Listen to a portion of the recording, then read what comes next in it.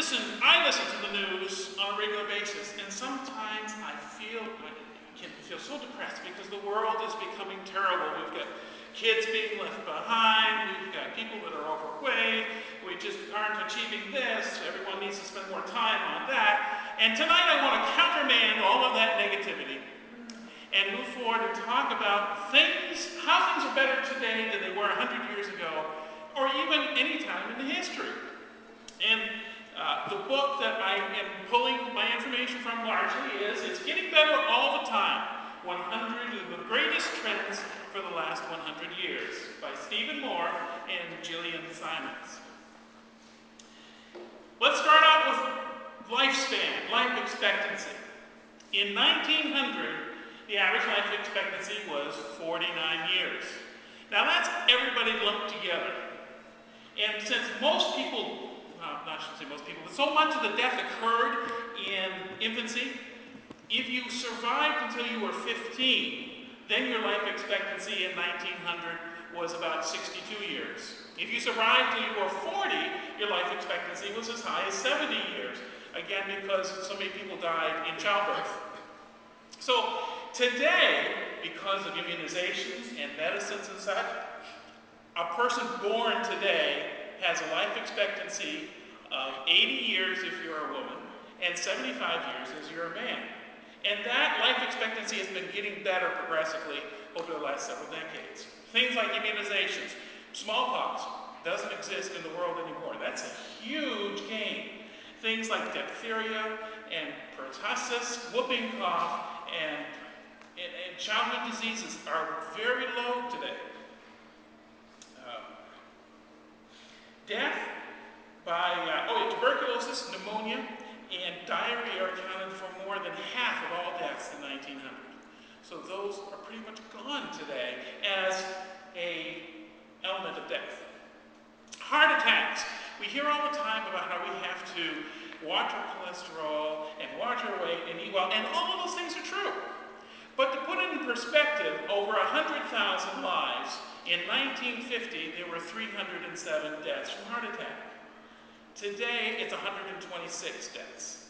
So more than half the number of deaths by heart attack are occurring today per 100,000 lives. Now, we still have a large number of people dying from heart attacks, but there are more people living to an older age. Hygiene. How many of you took a bath today? According to USA Today, in 1950, about 29% of you would have gotten a bath once a day, and 17% of you would have thought it pretty good if you got a bath once a week. So we've improved on that, thank goodness.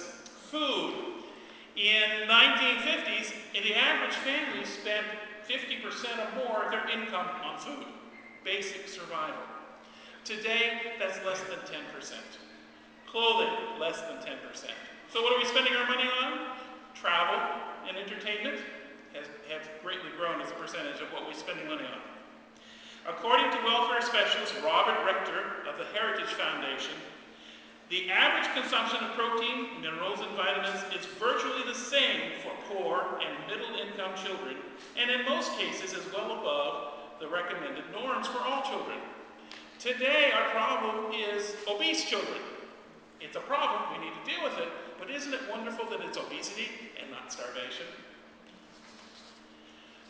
Poverty.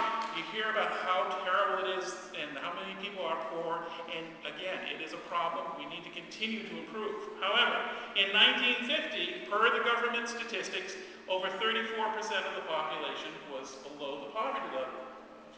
In 1986, it was down to 12%. And if you listen to other economists, they would say it was even less than that. Political scientist James Q. Wilson points out that you need to do only 3 things to avoid poverty in this country. You have to finish high school. You have to marry before you have a child. And you should have that first child after you're 20 years old. Only 8% of families who do those 3 things end up in poverty. And over 79% of those who are in poverty in one way or another did not achieve those goals. When I was working with my wife in her pediatric office, we would often say there are some basic things you ought to have before you have children. You ought to have transportation, you ought to have regular income.